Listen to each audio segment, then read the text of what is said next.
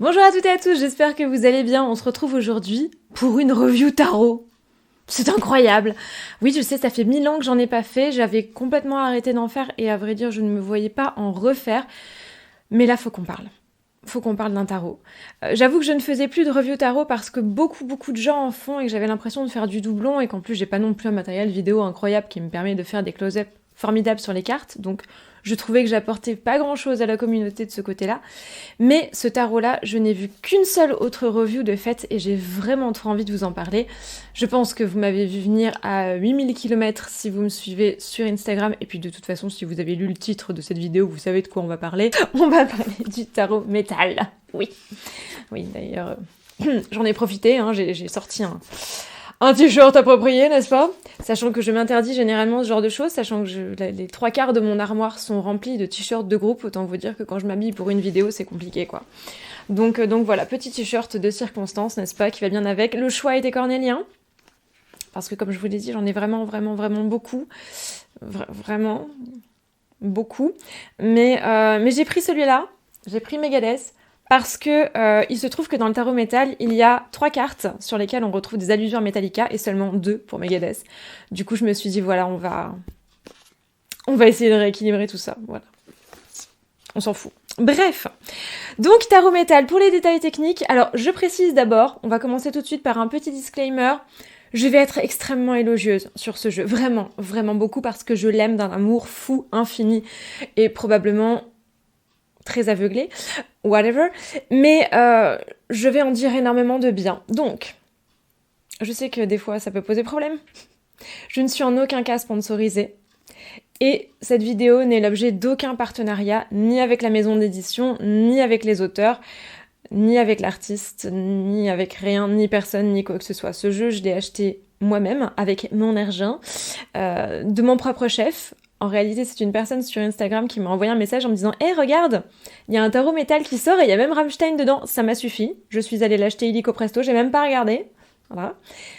Parce que je suis... Voilà, c'est comme pour les t-shirts. Hein, je suis je suis un énorme pigeon en ce qui concerne le fan service dans le métal. Donc, voilà. C'était la petite parenthèse. Pour les détails techniques, donc c'est un jeu qui est édité chez Hachette, dans la branche Hachette Heroes, qui est une branche en fait qui s'occupe essentiellement de la pop culture. Personnellement, c'est une maison d'édition que j'aime beaucoup. J'ai quelques ouvrages de cuisine qu'on m'avait offert à Noël, axés sur les Disney. Bref, on s'en fiche un petit peu, mais c'est une maison que j'ai découverte comme ça. Et j'aime bien ce qu'ils font. Ils font des choses assez sympas. Je savais pas du tout qu'ils faisaient des tarots. A priori, ils en ont fait 2. Celui-ci est un tarot Disney axé sur les vilains de Disney, qui a l'air vraiment pas mal aussi. Je pense que on s'en fiche, je finirai par mettre la main dessus. Mais en tout cas, ce jeu-là, donc il est sorti il y a pas très longtemps, il est sorti il y a quelques semaines si je ne m'abuse, et donc il est aux éditions Hachette Heroes, et il est au prix de 25 €. Il se présente donc dans une boîte de très grande qualité, vous voyez, des petits détails mat et des petits détails plutôt brillants, une petite couverture aimantée et qui s'ouvre à l'intérieur. On a un petit livret qui est plutôt bien fichu, qui est donc au même format que les cartes, donc où on nous raconte un petit peu la genèse, l'histoire du tarot et de ce tarot-là, quelques petits exemples de tirage et puis évidemment une étude donc des cartes où on a à chaque fois donc la carte qui est présentée sur une pleine page pour les arcanes majeures avec l'explication de l'autre côté, et pour les arcanes mineures, on est sur 2 à 4 cartes par page, donc en général 4 comme ça, et puis quand on arrive à la fin d'une série, il arrive que on en ait 2. Voilà, c'est bien fait, il y a des mots-clés, ça reste relativement synthétique, mais même si on n'a pas beaucoup de connaissances en tarot, c'est plutôt un bon accompagnement, et ça va droit à l'essentiel, donc le livret est plutôt bien conçu et bien fichu. On aura l'occasion d'y revenir après. Les cartes, quant à elles, sont immenses. On va pas se mentir, elles sont très grandes. Je pensais que ça me dérangerait, en fait ça me dérange pas. même si j'ai pas des super grandes mains et que je galère ma mère pour les battre, très, très clairement. Mais bon, voilà, on trouve vite le pli. Et j'avoue que ça se justifie en fait par la qualité des illustrations et par la qualité des cartes. C'est des petits tableaux et j'apprécie assez le fait qu'elles soient très grandes en fait, même si d'habitude j'aime pas trop les grandes cartes. Mais ça doit être un des plus grands jeux que je possède. Je crois que jusqu'à présent, le plus grand que je possédais, c'était la première mouture du Wooden Tarot. Et qui est plus large en fait, mais qui est moins haute, alors que celles-ci, vous voyez, elles ont quand même une dimension, vous voyez, par rapport à ma main, qui est assez... Elles sont presque grandes comme ma tête, c'est incroyable. Mais par contre, ce que j'adore, c'est la tranche. Alors, vous allez rien voir probablement, ou en tout cas, vous allez peut-être pas voir correctement avec la lumière que j'ai, mais en fait, la tranche est métallisée, c'est pas un argenté, c'est pas un noir, c'est un espèce d'anthracite que je trouve du plus bel effet, on dirait vraiment un métal brossé, c'est magnifique. Franchement, j'avais pas de jeu qui avait une tranche de cette couleur-là. Je trouve ça superbe. Bref, les cartes sont bien épaisses, bien glacées. Elles sont très faciles à manipuler, elles glissent bien, malgré le fait qu'elles soient très très grandes. Donc voilà, gros plus sur la forme en tout cas, c'est un sans faute pour moi, même si le jeu et les cartes sont très grandes, bah, ça ne me dérange pas plus que ça. Alors, c'est assez audacieux de faire un tarot sur le métal, vraiment. C'est ce qui m'a plu, j'avoue, avec ce jeu-là, c'est qu'il est super original. Et en même temps, c'est audacieux, mais c'est aussi particulièrement... Je vais taper mon micro sans arrêt, je vous préviens, vous avez l'habitude. C'est particulièrement pertinent, parce que de tous les genres musicaux qui existent, je pense que celui qui se prête le mieux à cet exercice-là, c'est justement le métal. Pourquoi ? Parce que c'est un genre musical qui n'est pas seulement audible, mais qui est aussi extrêmement graphique, qui se base beaucoup sur le symbolisme, sur l'image, sur l'iconographie, sur un monde un peu mystique, sur les univers fantastiques, etc., éventuellement sataniques et compagnie, on y reviendra tout à l'heure, et du coup ça se prête très très très très bien à ce genre de choses. Et j'avoue que là, au niveau du boulot qui a été fait, c'est un sans faute, franchement. Alors, le tarot a été créé par donc un partenariat entre deux personnes, l'artiste qui s'appelle Fortiferme et l'autrice qui s'appelle, si je ne m'abuse, Bérangère de Moncy. J'espère que je le prononce correctement. De Moncy, je ne sais pas. Je vous mettrai le lien vers leur site et leurs Instagram dans la barre d'infos pour que vous puissiez aller vous faire une petite idée de leurs univers. C'est vraiment sublime. Fortiferme, c'est un artiste que je connaissais déjà avant, ça a été d'ailleurs un des arguments qui m'a poussé à acheter ce jeu les yeux fermés quasiment. Il a déjà fait pas mal d'illustrations sur ce thème-là et il a une qualité graphique que j'aime beaucoup qui est entre le comics et les arts un peu plus modernes, bref, j'adore. Et l'autrice a déjà écrit un tarot qui s'appelle le tarot de la sorcière et de la roue de l'année, si je ne m'abuse, qui est pas mal fichu non plus, qui est très bien fait. Elle est illustratrice, elle aussi de son côté. Donc c'est quelqu'un qui connaît son taf. Et elle s'est fait aider pour la construction de ce tarot par un spécialiste du métal que je connais bien aussi parce que je suis sa chaîne YouTube depuis pas mal de temps, qui est Maxwell. Je vous mettrai toutes les références là encore en barre d'infos. Donc on a quand même des personnes qui savent ce qu'elles font et ça se ressent énormément dans ce jeu. Quand je l'ai découvert, j'avoue que je l'ai acheté avant tout au départ pour l'objet, en me disant au pire ce sera un joli objet pour ma collection de tarot et aussi pour ma collection de musique parce que j'ai pas mal de choses, je suis très bon public, je vous dis, pour les goodies musicaux. Et en fait quand j'ai découvert les cartes, je me suis dit ah oui effectivement là on est dans du logique et du pertinent. Et c'est vrai que c'est super bien foutu, c'est très audacieux. C'était un pari un peu fou de faire ce genre de choses, de mixer le tarot avec le métal, mais ça se prête vraiment très très très bien. Donc c'est un gros plus, un grand oui. On valide. Je pourrais presque arrêter la vidéo là en fait. Mais bon. Alors, c'est un tarot qui, à mon sens, peut convenir à la fois aux gens qui aiment les tarots mais qui ne connaissent pas du tout le métal. Ça peut faire une porte d'entrée dans cet univers-là ou pas, parce qu'on peut aussi juste se servir de l'iconographie sans forcément explorer. Même si vous écoutez pas de métal, ce jeu peut vous plaire. Et pour les gens qui ne s'intéressent pas du tout au tarot mais qui aiment bien le métal, et ben ça peut aussi être un objet intéressant parce que ça peut faire penser, faire réfléchir à certaines symboliques et explorer des facettes peut-être encore insoupçonnées sur ce domaine-là. Donc pour moi c'est un jeu qui va à tout le monde. Il faut pas que vous soyez freiné. Alors j'en fais pas une pub hontée en vous disant achetez-le, je ne touche rien dessus. Hein. Mais simplement, voilà, faut pas forcément se fermer. Je sais qu'il y a pas mal de gens qui sont assez réticents en ce qui concerne le métal. Je peux comprendre, c'est un genre qui peut ne pas forcément attirer, ne pas forcément plaire au premier abord, mais je trouve ça particulièrement intéressant. Alors, pour revenir très rapidement sur l'histoire du métal, on va faire un tout petit point très rapide, justement pour expliquer en quoi ce genre-là me semble particulièrement approprié pour un tarot.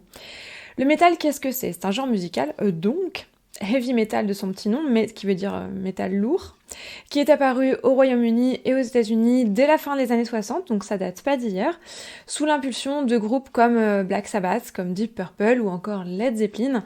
C'est en gros un descendant du rock et du hard rock, mais qui s'est clairement démarqué, notamment au cours des 2 décennies qui ont suivi, donc des années 70 et des années 80, qui a eu énormément de variantes, beaucoup d'évolutions, beaucoup de ramifications, et qui constitue aujourd'hui un genre à part entière, mais qui est très diversifié. Mais ce qui nous intéresse surtout, c'est que le heavy metal, ça a surtout une esthétique très particulière, une esthétique qui se retrouve à la fois dans la scène et à la fois dans les thèmes qui sont mis en valeur par les paroles, par l'univers qui est autour des groupes, des albums, etc. Et ça en fait une forme d'art qui est très protéiforme et qui s'arrête pas à la musique. On y retrouve de la photographie, on y retrouve des arts graphiques, des maquillages, des mises en scène, des costumes, même du cinéma quelquefois pour certains clips. Si vous connaissez les clips de Rammstein, vous savez qu'on est clairement dans le cinéma. Je cite Rammstein, mais il y en a plein qui sont dans ce cas-là. Il y a un véritable univers en fait qui s'est créé autour de cette musique, une mythologie, une espèce de lore qui s'est développée à partir de là. Chaque groupe a un caractère, un type, une image bien à lui, qui est renforcé généralement par des artworks sur les pochettes d'albums, sur les costumes, sur les jeux de scène, lors des concerts. Il y a même, certains ont même des mascottes. On peut penser à Eddie the Head d'Iron Maiden, on peut penser à Vic Rattlehead de Megadeth, qui est là d'ailleurs, c'est lui, hein. Voilà, on a tout cet univers-là qui en fait ne s'arrête pas à la musique et qui fait la spécificité du métal par rapport aux autres genres musicaux.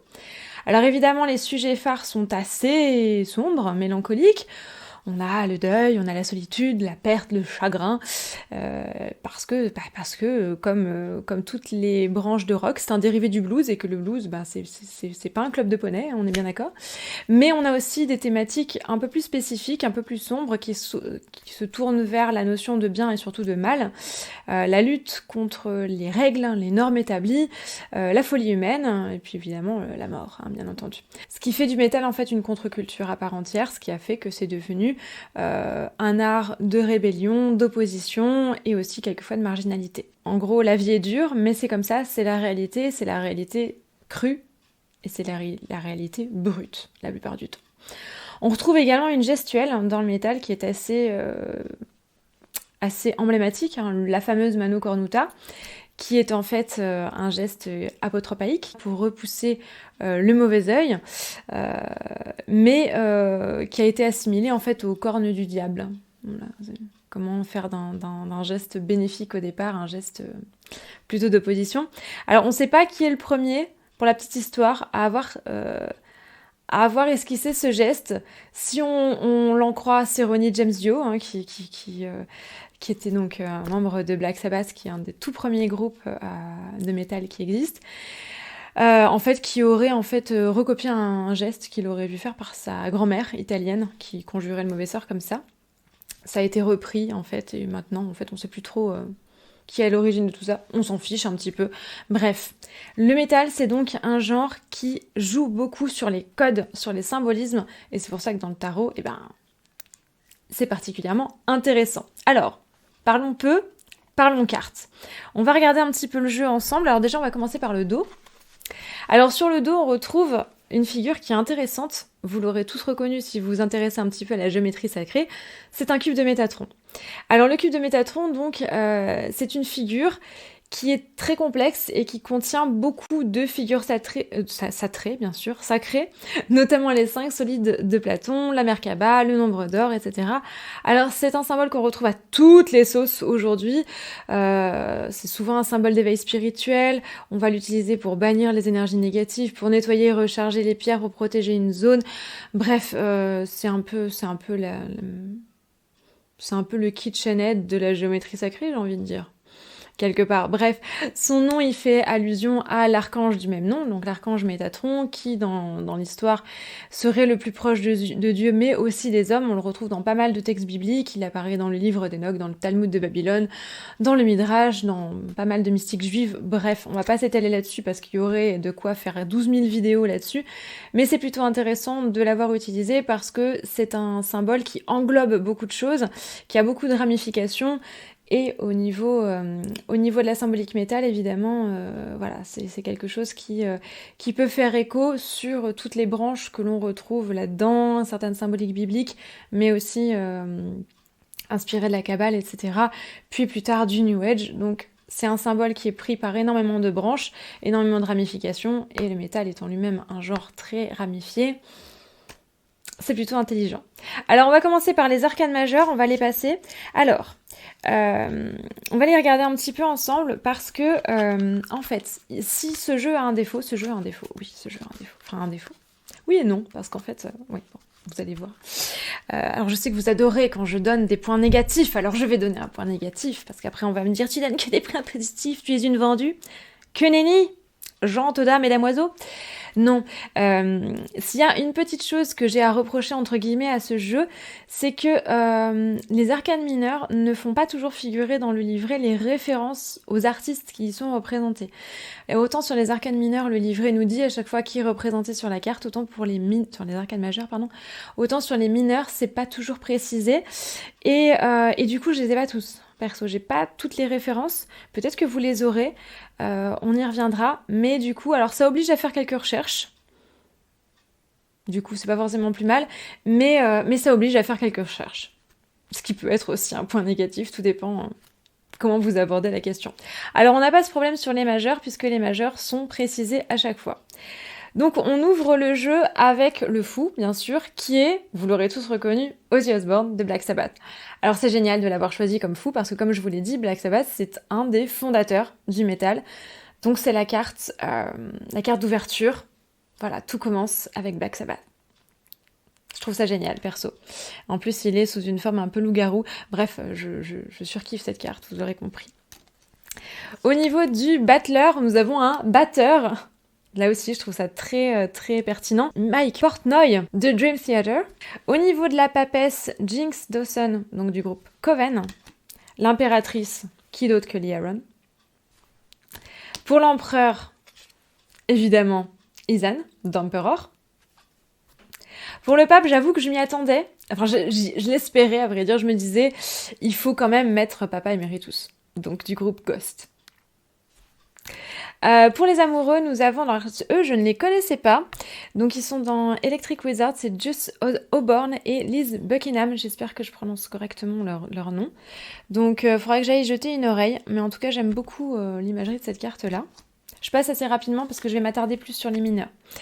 Pour le chariot, nous avons, vous l'aurez reconnu, la mascotte, j'y arrive, de Motorhead, donc Snaggletooth. Nous avons pour la force Angela Gossow de Arch Enemy. Pour l'ermite, nous avons le regretté Cawthorn de Bathory. Pour la roue, on a plusieurs choses, plusieurs éléments. C'est assez sympa. Nous avons au sommet, donc vous l'aurez reconnu, Vic Rattlehead, donc la mascotte de Megadeth. On a également l'Ouroboros, qui est le symbole de Murray, et Dio, la mascotte d'In Flames. Donc plusieurs groupes qui cohabitent. La justice, là aussi, je l'attendais, je l'espérais. C'est l'artwork de la pochette de l'album And Justice for All, qui est le 4e album studio de Metallica. What else? Très bon album, soit dit en passant. Pour le pendu, je l'aime beaucoup. Joe O'Keefe, donc de Airborne. Pour la mort, nous avons la mascotte de Children of Bodom, qui est Roy, le faucheur. Pour la tempérance, nous avons donc Kobi Fari, d'Orphanland. Pour le diable, nous avons le Baphomet. Le Baphomet, donc, qui est un symbole qui est issu, on va dire, des branches mythologiques anciennes, babyloniennes et compagnie, mais qui a surtout été popularisé par Eliphas Lévy dans Dogmes et rituels de haute magie, qui en a fait un artwork qui ressemble à celui-ci, enfin un dessin qui ressemble à celui-ci, où il a mêlé en fait à la figure mystique ancienne de Baphomet, de la mystique juive, et en particulier de la Kabbale, et des influences Golden Dawn et compagnie, Eliphas Lévy, forcément. C'est une figure qui est abondamment reprise, qui est souvent assimilée au diable, alors que pas du tout, bien au contraire. Mais du coup, voilà, c'est particulièrement pertinent de l'avoir mis à cet endroit-là. On a bien sûr des références ensuite à ce cher vieux Aleister Crowley, n'est-ce pas, qui l'a repris amplement. Pour la tour, donc, c'est le genre d'arc médiéval qui est repris ici. Moi, personnellement, ça me fait penser à Minas Morgul. Voilà. Mais je trouve ça très intéressant. Pour l'étoile, c'est la figure de la sorcière, ici sur son bûcher. Pour la lune, c'est l'artwork du deuxième album studio du groupe Alceste qui s'appelle Écailles de lune. Pour le soleil, nous avons le multi-instrumentiste Devin Townsend qui fait tout sauf le café, probablement, qui fait probablement le café aussi. Pour le jugement, nous avons une invasion de zombies à la tête de laquelle on peut reconnaître Edith Head, donc qui est la mascotte d'Iron Maiden. Et enfin, pour le monde, nous avons le métalleux avec un t-shirt à l'effigie du tarot métal. D'ailleurs, comment se fait-il que ce t-shirt n'existe pas ? Je veux ce t-shirt. À cette édition, je veux ce t-shirt. J'en ai besoin. J'en ai besoin dans l'armoire. Bref, on a donc le métalleux avec les attributs autour des suites mineures. Donc nous avons ici une bouteille de bière pour les coupes. Nous avons ici une épée pour les épées, quelle surprise. Ici, un disque vinyle pour les pentacles. Et ici, nous avons donc un manche de guitare pour les bâtons. Voilà pour les majeurs. Je passe très rapidement parce que les mineurs... Je vous l'ai dit, j'ai fait une grosse recherche dessus pour avoir un maximum de références possibles. Je ne les ai pas tous. Et je ne suis pas sûre de tout. J'ai mobilisé pas mal de gens autour de moi. J'ai pas mal de métalleux, heureusement, dans mon entourage. Donc, on a pas mal farfouillé. On va regarder ça un petit peu pour voir. Peut-être que vous en aurez d'autres. Peut-être que vous ne serez pas d'accord. Bref. L'as de pentacle, c'est le vinyle. Moi, j'adore, perso. Je trouve ça super bien trouvé pour le pentacle, le vinyle. Donc sur la suite des pentacles, on est plutôt sur l'idée du support sur lequel on enregistre la musique. Donc je trouve ça assez intéressant. Le 2 de pentacle, c'est le passage du vinyle au CD et on aura, moi j'ai reconnu personnellement au milieu Dave Mustaine de Megadeth. Je trouve que, alors peut-être que c'est pas lui, mais quand même excusez-moi.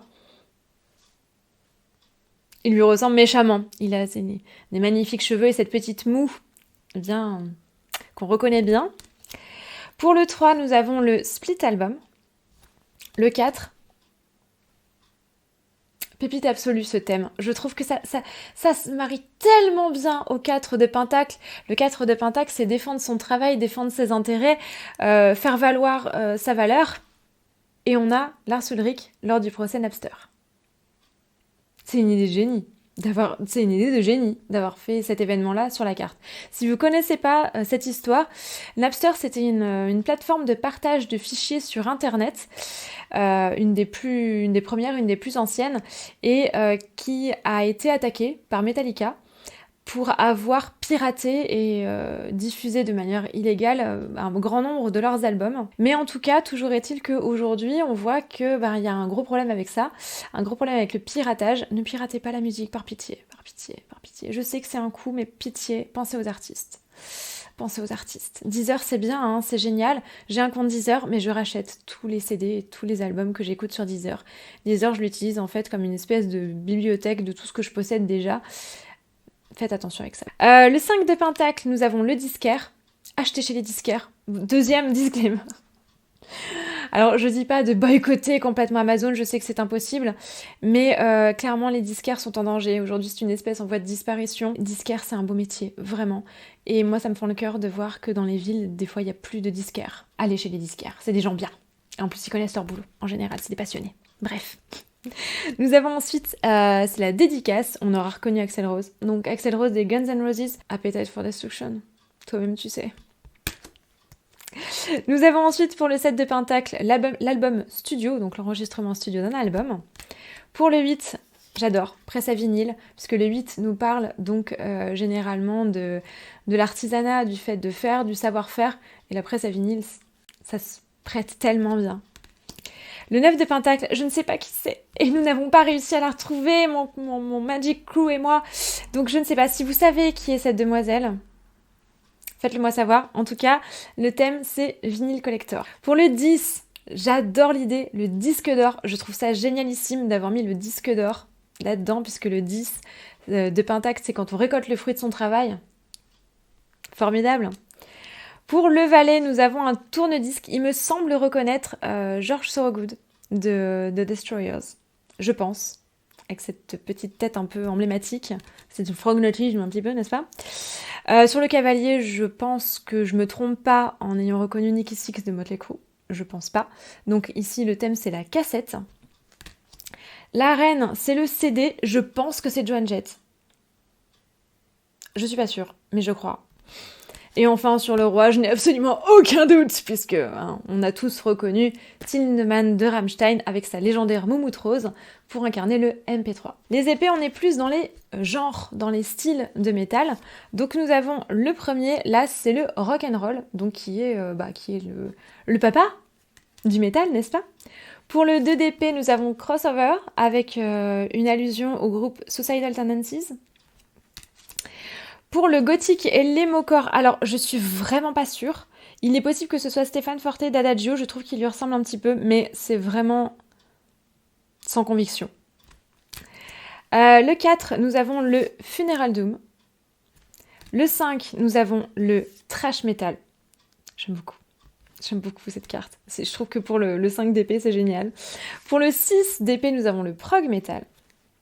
Pour le 7 d'épée, forcément, quoi d'autre que le black metal. Alors là, on n'était pas d'accord avec mon crew, avec l'équipe. Moi, perso, et une autre personne, on pense que c'est Démonaz, d'Immortal. J'ai quelqu'un d'autre qui est persuadé que c'est Infernus de Gorgoroth. J'ai même quelqu'un qui m'a suggéré Dead, donc de Mayhem. Je ne suis pas sûre. Je pense reconnaître Démonaz. C'est peut-être Infernus aussi. En tout cas, c'est le black metal. Whatever. Le 8, on l'a pas identifié. En même temps, il est particulièrement dissimulé. C'est le heavy metal. Le 9, alors le 9, là aussi on a eu du mal. Le 9, c'est le DSBM. Alors, on m'a suggéré que ça pouvait être Varvikanas de Mayhem, enfin qui a fait un bref passage à Mayhem puisqu'il a été emprisonné pour meurtre. Alors effectivement, il a l'air d'être en prison et il y a un air, mais je suis pas sûre. En même temps, vu le caractère extrêmement sombre du personnage, ça calerait assez bien avec le 9 d'épée qui nous parle de cauchemars, de terreur, etc. Donc pourquoi pas. Et pour le 10, bien entendu, le 10 d'épée, nous avons le death metal. Ça se prête très très bien. Alors ensuite, pour les figures, pour le valet, nous avons le gent metal. On est presque sûr que c'est Rob Scallon. Parce que, voilà, avec une guitare comme ça à 10 cordes, il n'y en a pas 36 qui en ont. Pour le cavalier, c'est le greencore. Je pense que c'est Anders Frieden de In Flames.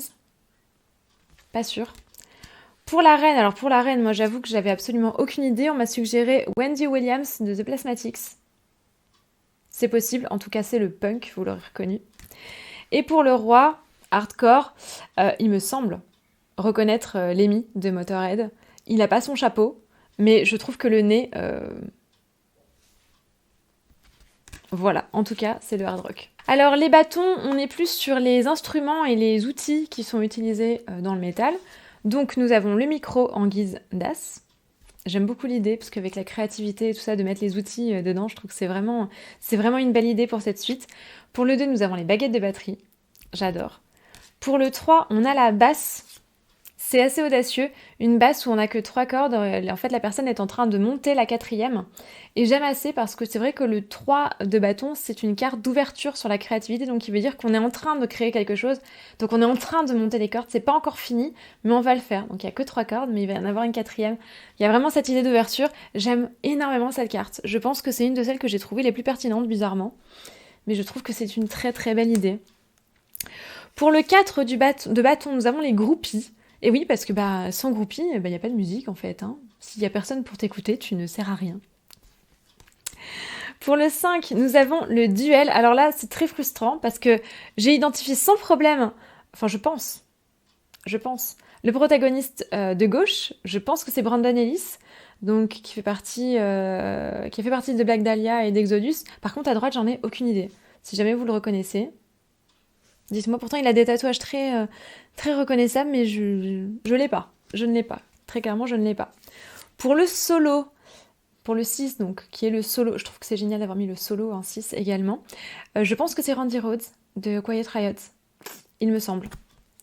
Pour le 7, quoi d'autre que la guitare à 7 cordes. Super idée là encore. Pour le 8, forcément, la batterie. Pour le 9, alors le 9 nous a posé des problèmes. Alors le 9, c'est censé être le roadie. Donc en gros, c'est la personne qui s'occupe des instruments pendant les tournées.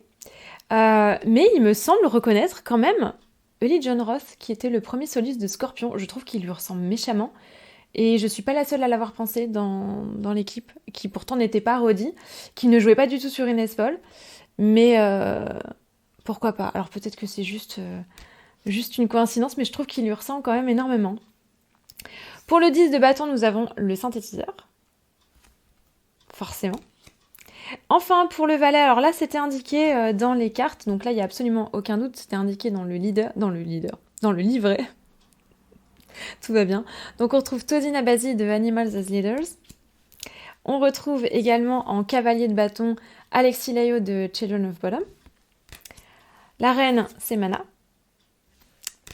Et le roi, alors je vais massacrer son nom, je le sais très bien, c'est Yngwie Malmsteen. Je l'ai massacré, je le sais très bien. Et enfin, les coupes, c'est plus axé sur la scène et sur les festivals, parce que voilà, les coupes, on profite, n'est-ce pas? J'adore l'as. C'est la pinte, je trouve ça génialissime. C'est pas si cliché que ça, hein, au final. Hein. J'adore. Le 2 d'abord, on trinque.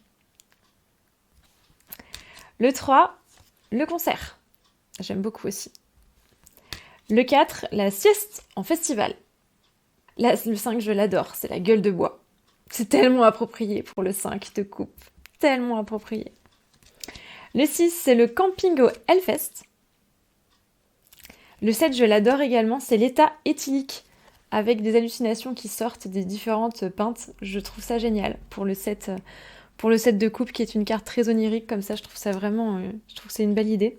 Le 8 de coupe, c'est la fin du festival.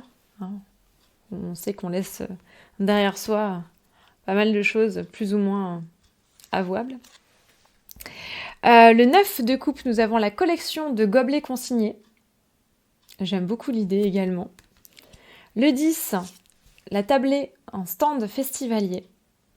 Et enfin, pour les figures, on a donc différents festivals. Donc pour le valet de coupe, on a le festival Roadburn. Alors je ne sais pas si c'est une personne à reconnaître ou pas, ou si c'est juste une personne du public. En tout cas, on ne l'a pas identifié. Pour la reine, il faudrait peut-être que je mette le cavalier d'abord. Pour le cavalier, bon là, on n'a absolument aucun doute, n'est-ce pas? C'est le festival Monster of Rock de 1991 et on aura reconnu James Hetfield de Metallica sans le moindre doute. Pour la reine, là encore, c'est peut-être quelqu'un que j'ai pas reconnu. En tout cas, c'est le festival Woodstock, celui de 69. On va pas parler de l'autre. On va éviter d'en parler. Restons en 69. Et enfin, pour le roi, quel autre festival que le Hellfest avec Kerry King de Slayer. Donc vous l'aurez compris, ce jeu c'est une pépite. Très honnêtement, c'est un énorme coup de cœur. Vraiment, je le trouve absolument formidable. Déjà parce qu'il n'a pas été beaucoup présenté et ensuite, comme je vous l'ai dit, parce que les mineurs nécessitent quand même un beau travail de recherche si on veut identifier toutes les figures dessus. Je vous ai donné les miennes, je ne suis pas sûre à 100% de tout. Donc si jamais vous avez un avis différent du mien, c'est pas la peine de me sauter à la gorge en me disant que j'ai pas les yeux en face des trous. N'oubliez pas que j'ai des lunettes. Si j'ai des lunettes, c'est par définition que je vois comme à travers une pelle. Donc il est possible que j'ai pas tout vu. Je ne suis pas non plus une experte S-métal ayant fait un doctorat de 18 ans d'études après mon bac sur le sujet. Donc j'ai pu me planter. Donc si jamais vous avez des rectifications à apporter, s'il vous plaît, faites-le. parce que j'en serais ravie, mais restez correct pour autant. Hein. On peut se tromper, ça arrive et c'est pas grave.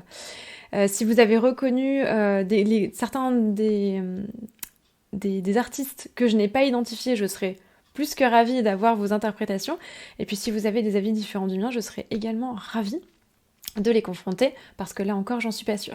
Et puis si jamais, on sait pas, hein, sur un miracle incroyable, l'un des artistes qui a créé ce jeu passe par ici et peut éclairer notre lanterne, bah alors là, c'est l'apothéose. Hein, c'est la cerise sur la forêt noire, j'ai envie de vous dire. Bref, j'espère que cette petite vidéo vous a plu. Merci infiniment de l'avoir regardé jusque-là. Merci de me soutenir depuis si longtemps. Si vous avez envie de soutenir la chaîne, je vous rappelle que j'ai un Ko-fi sur lequel vous pouvez m'acheter virtuellement un petit café. Pour m'aider un petit peu, j'ai également un Patreon que je vous mettrai probablement par là, je pense, à peu près.